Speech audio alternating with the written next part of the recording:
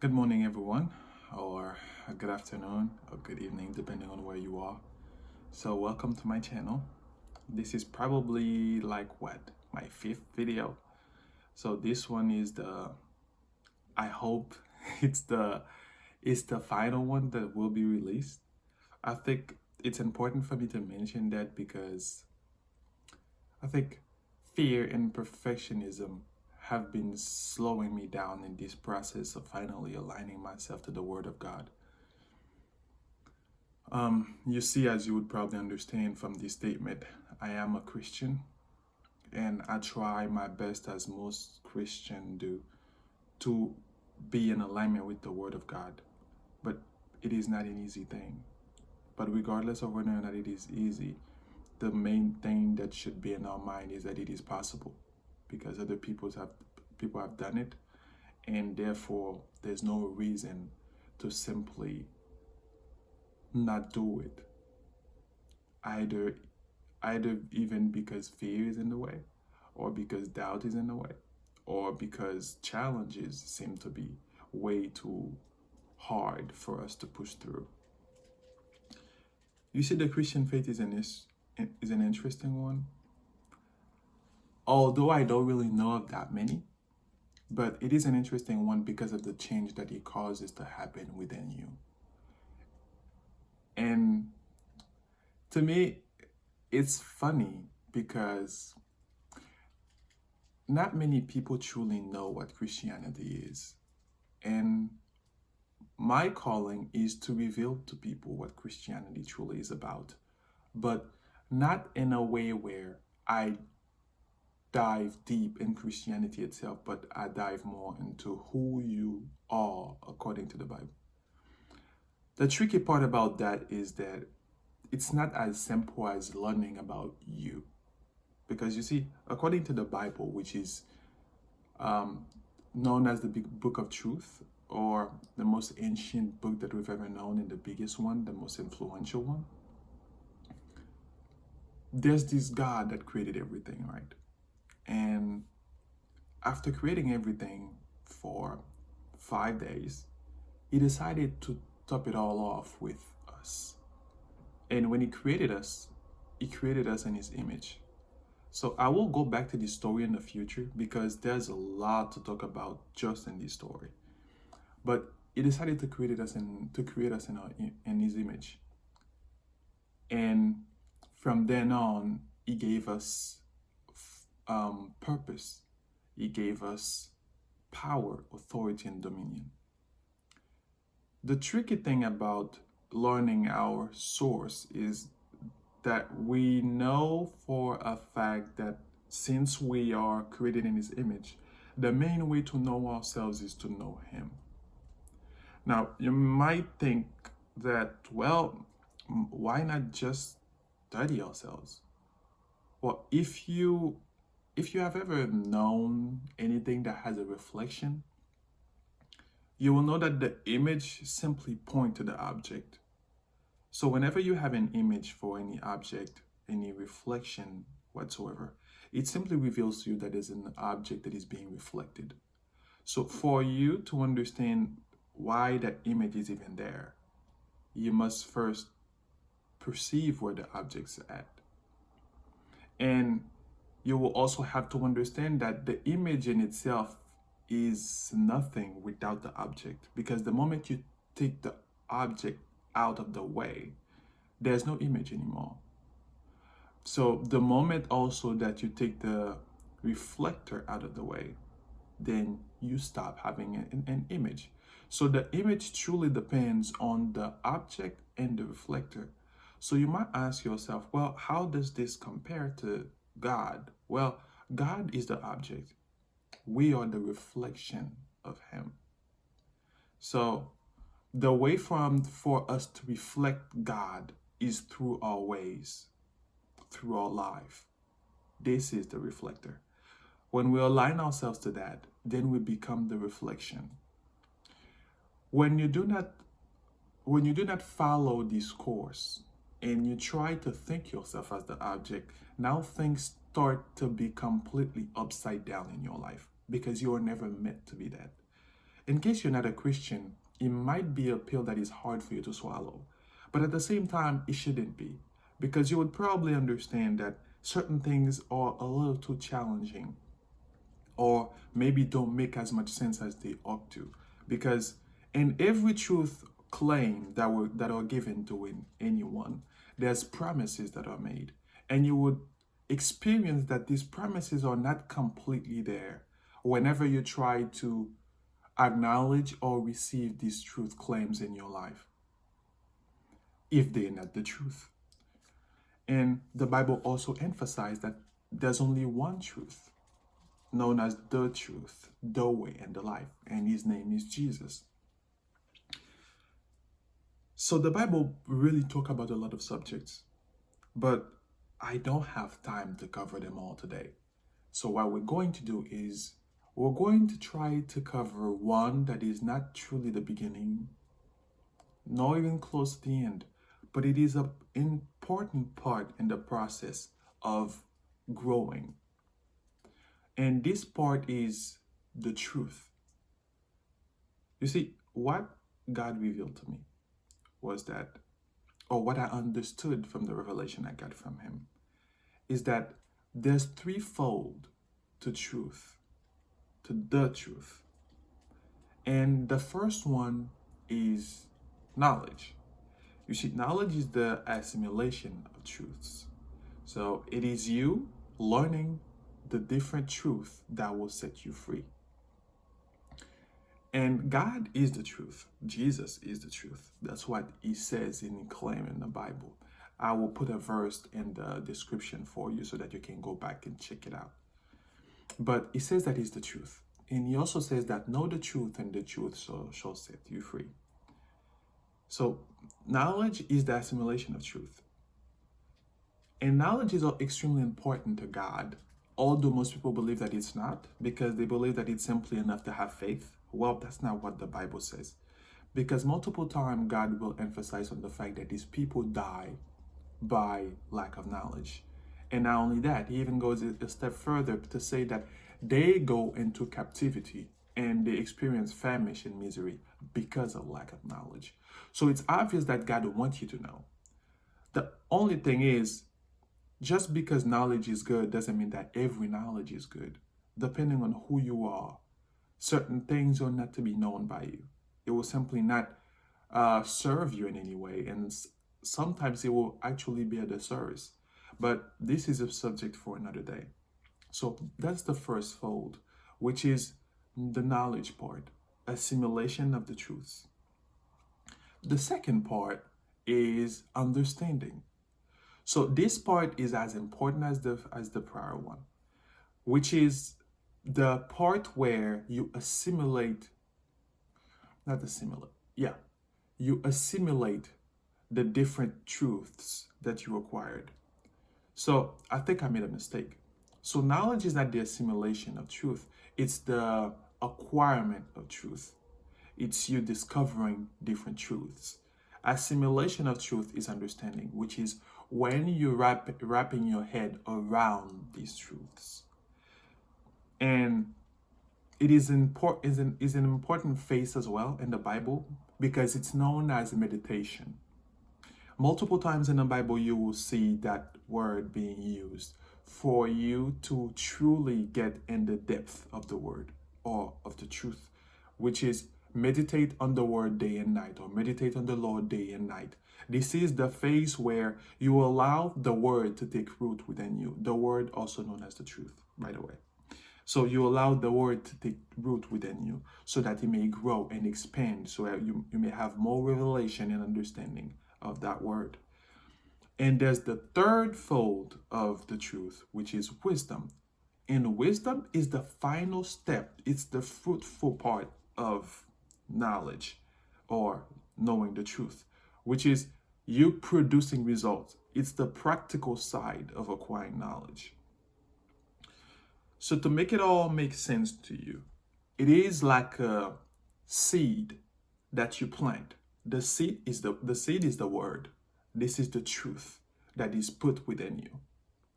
And the soil is you. And when that seed gets in the soil, the expansion of that seed, the growth of that seed, is the part that is the understanding one. You might ask yourself why. Well, understanding a subject is you allowing that subject to deepen, to expand within you, to become more than what it already was. And this can be called revelation, this can be called illumination, which is when the things start to make sense to you on a deeper level. This is when the seed become more than what it actually is. It start to grow. That's the second phase. And remember, the seed is the word, which is the truth part, the knowledge part. And the soil is you. And you got the expansion, the growth of that seed, which is the understanding part, which is when that thing becomes more than what it already was. And there's the actual fruitfulness of that word, which is when that tree grows and produces fruit, which is the practical side of it, which is wisdom. So you need all of these three steps in regarding to truth, to the truth, or to the word.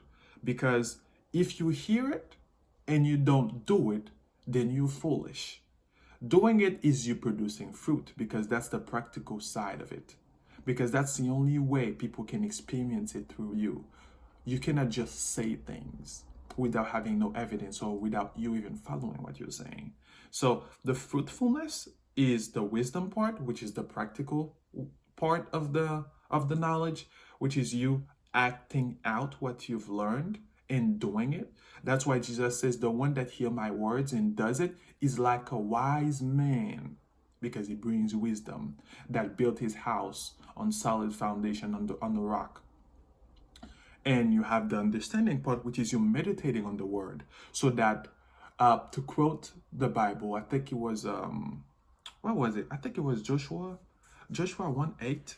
I can't seem to remember which one it is, but I'll write it in the description for you.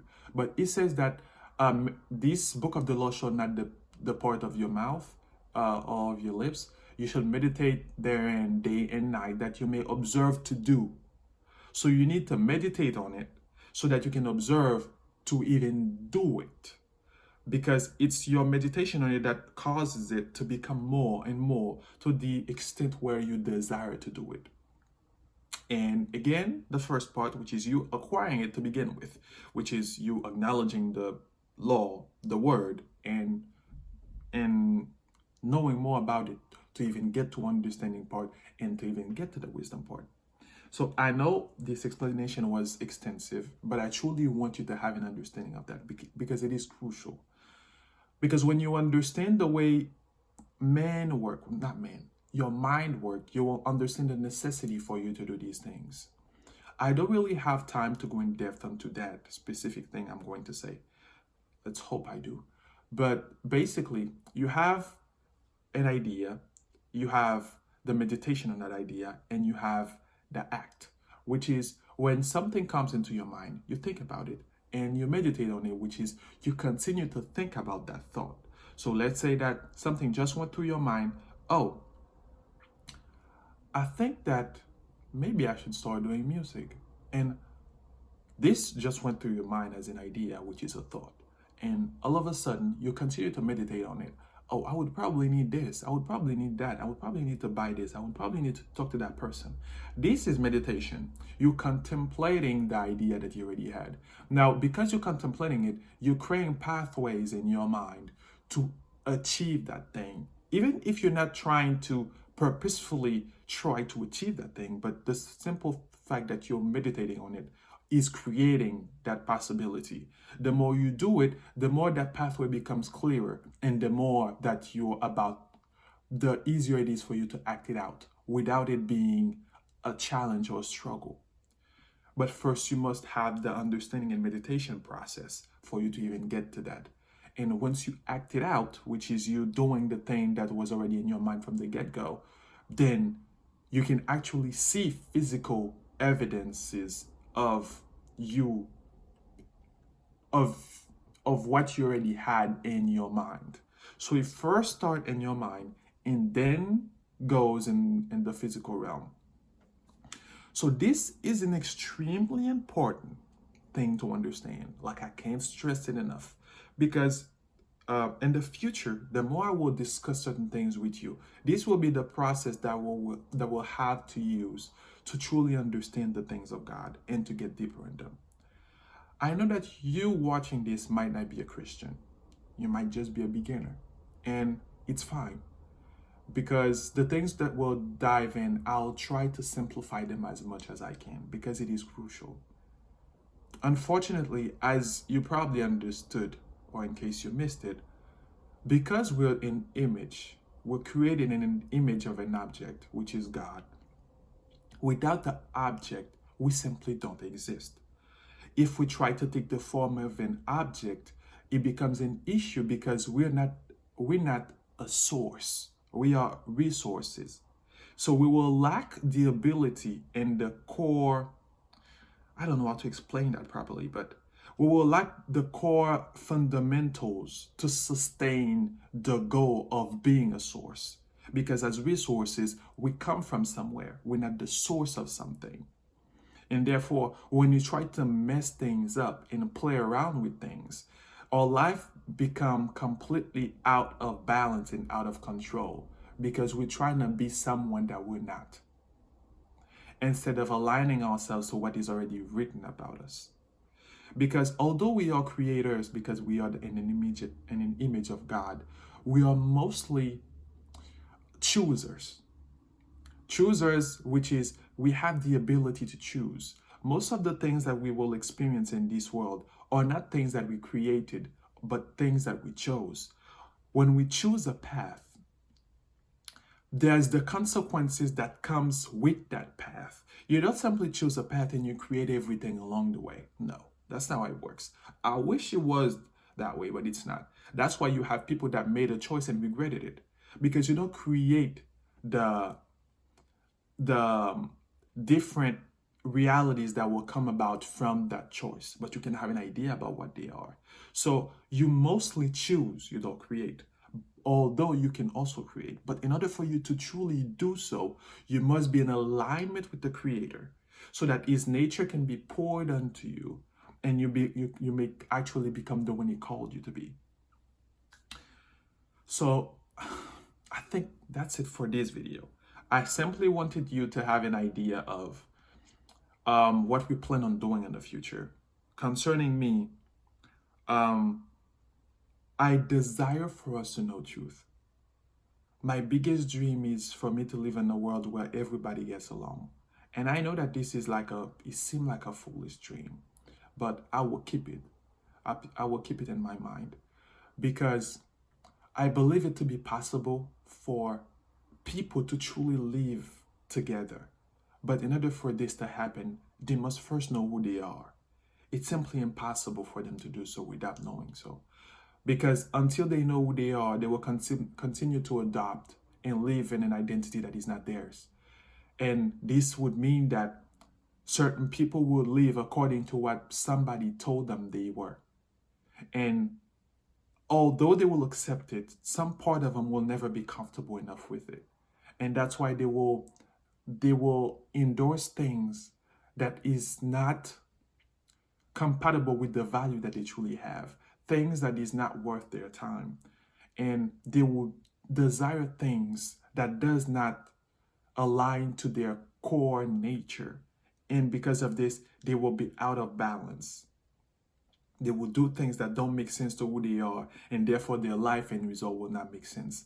And when someone is living in a state of not being themselves and not understanding why things are happening the way they're happening, simply because he's not who he is, it's hard for that person to truly connect with you. It's hard for these people to truly have a relationship with each other, because they trying to figure things out and they don't know who to trust. And the only person that can be trusted is God. But we must first meet him and seek him and know him.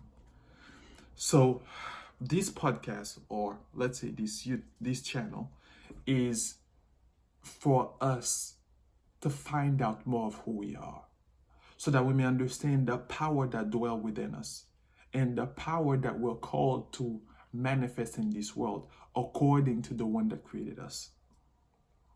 Once we do, I believe that we will see noticeable change in our life. So I thank you for watching this video, guys. I hope you enjoyed it. I'll see you in the next video. So enjoy your day or your night. Have a blessed day and stay wordy.